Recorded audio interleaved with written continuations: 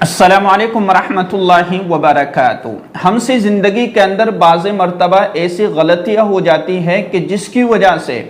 اللہ تبارک و تعالیٰ نہ ہماری دعائیں قبول کرتا ہے، نہ ہماری نمازیں قبول ہوتی ہے، نہ ہمارا کوئی نیک عمل اللہ کے یہاں قبول ہوتا ہے۔ چاہے ہم جتنی نماز تہجد پڑھتے رہے، چاہے ہم جتنی دعائیں کرتے رہے، تو کیا ہے وہ غلطیاں اور ہمیں ان غلطیوں کو کیسے درست کرنا ہے، ان تمام چیزوں کو اچھے سے سمجھ لیجئے گا تاکہ ہماری نمازیں، ہماری عبادتیں، ہماری تہجد اور ہماری دعائیں اللہ کی بارگاہ میں قبول ہوتی رہے۔ دیکھیں، اللہ کے رسول صلی اللہ علیہ وسلم نے ارشاد فرمایا، جس عورت کا خاوند اس عورت سے ناراض ہو، یعنی جس عورت کا شوہر بیوی سے ناراض ہو تو اس عورت کی نہ نماز قبول ہوتی ہے، نہ اس کی دعائیں قبول ہوتی ہیں اور نہ اس کی نماز تہجد قبول ہوتی ہے۔ تو کتنی سخت وعید ہے، لیکن یہاں ہمارے معاشرے کے اندر ایسا بہت زیادہ عام ہو چکا ہے کہ شوہروں کی طرف سے بھی بیویوں پر بہت زیادہ ظلم ہوتا نظر آ رہا ہے۔ تو میاں بیوی دونوں کو اپنے اپنے حقوق سمجھنا چاہیے کہ شوہر کے کیا حقوق ہے اور بیوی کے کیا حقوق ہیں۔ عورت اپنی ذمہ داری سے اپنی ذمہ داریاں نبھاتی رہے اور شوہروں کو چاہیے کہ وہ اپنی بیویوں پر ظلم نہ کریں، ورنہ اللہ تبارک و تعالیٰ نے اور اسی طریقے سے بزرگوں نے لکھا ہے کہ جو شوہر اپنی بیوی پر ظلم کرتا ہے تو یہ گناہ کبیرہ ہے، یعنی بہت بڑا گناہ ہے۔ تو شوہر کو اپنی ذمہ داری سمجھنا ہے اور عورت کو اپنی ذمہ داری سمجھنا ہے۔ یہ ساری باتیں ہمیں اپنے سامنے رکھنا ہے تاکہ اللہ تبارک و تعالی ہماری ہر عبادت کو قبول فرمائے۔ دوسری غلطی کہ جس کی وجہ سے ہماری دعا قبول نہیں ہوتی، کیا ہے وہ غلطی؟ کہ ہم دعا تو کر رہے ہیں لیکن دعا کرتے وقت ہمارا دھیان، ہماری توجہ کہیں اور ہے، اور جب تک ہماری توجہ کہیں اور رہے گی،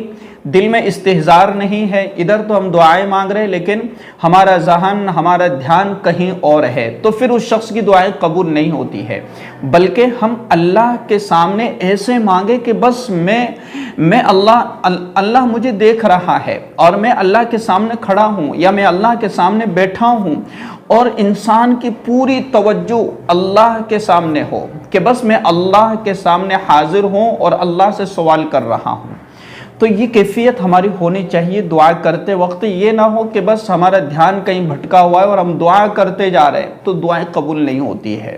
اسی طریقے سے تیسری غلطی زانیہ عورت اور زانی مرد ہے، یعنی جو زنا کرتے رہتے ہیں تو اللہ تبارک و تعالیٰ اس شخص کی بھی دعا قبول نہیں فرماتا ہے جب تک کہ وہ عورت یا وہ مرد پکی سچی توبہ نہ کر لے۔ اور پکی سچی توبہ کا کیا مطلب ہے؟ کہ ہم آئندہ سے اس گناہ کو نہیں کریں گے، ہم آئندہ سے غلطی نہیں کریں گے، اور اپنی پچھلی اپنے گناہ پر شرمندگی محسوس کرنا اور اپنی آئندہ کی زندگی کو اللہ کے حکموں پر چلتے ہوئے دیکھ لینا، یہ پکی سچی توبہ ہے۔ ایک تو ہمیں گناہ چھوڑ دینا ہے، اس گناہ پر شرمندگی محسوس کرنا ہے، اور آئندہ سے اس کو بالکل اس کا دل و دماغ سے خیال ہی نکال دینا ہے کہ نہیں کرنا، اب بالکل نہیں کرنا ہے، اور اپنے آپ کو اللہ کے حکموں پر ڈال دینا۔ تو جس طریقے سے اپنے آپ کو گناہ کرتے ہوئے دیکھا ہے، اسی طریقے سے اپنے آپ کو اللہ کے حکموں پر چلتا ہوا بھی دیکھ لے۔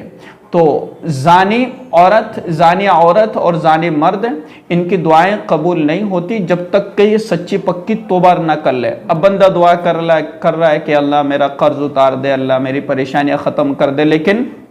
اس کی زندگی میں گناہ چل رہے ہیں اور پکی سچی توبہ نہیں کرنا ہے، پکی سچا ارادہ نہیں کر رہا کہ اب نہیں کروں گا، تو اس کی دعائیں قبول نہیں ہوتی۔ اسی طریقے سے وہ شخص کہ جس کی پرورش حرام مال سے ہوئی ہو، اللہ کے رسول صلی اللہ علیہ وسلم نے ارشاد فرمایا، حدیث کا مفہوم ہے کہ وہ شخص کہ جس کی پرورش حرام مال سے ہوئی ہو اور لمبے سفر میں ہو، اور پھر وہ اللہ کے سامنے کھڑا ہو کر کے دعائیں کر رہا ہو، یا رب یا رب یا رب، اللہ اس کی دعائیں قبول نہیں کرتا ہے، اس لیے کہ اس کی جو پرورش ہوئی ہے وہ حرام مال سے ہوئی ہے۔ تو جس شخص کی کمائی حرام ہے اور جس شخص کی پرورش حرام مال سے ہو رہی ہے تو اللہ تبارک و تعالیٰ اس کی دعائیں قبول نہیں کرتا جب تک کہ وہ پکی سچی توبہ نہ کر لے کہ اللہ آئندہ سے میں حرام کمائی کو چھوڑ کر حلال کمائی کا انتظام کروں گا۔ تو یہ 4 چیزیں میں نے آپ کو بتلائی ہے، ان چاروں چیزوں پر جو ہے عمل کرنے کی کوشش کیجیے گا، اور اس ویڈیو کو زیادہ سے زیادہ آگے شیئر کیجیے۔ السلام علیکم ورحمۃ اللہ وبرکاتہ۔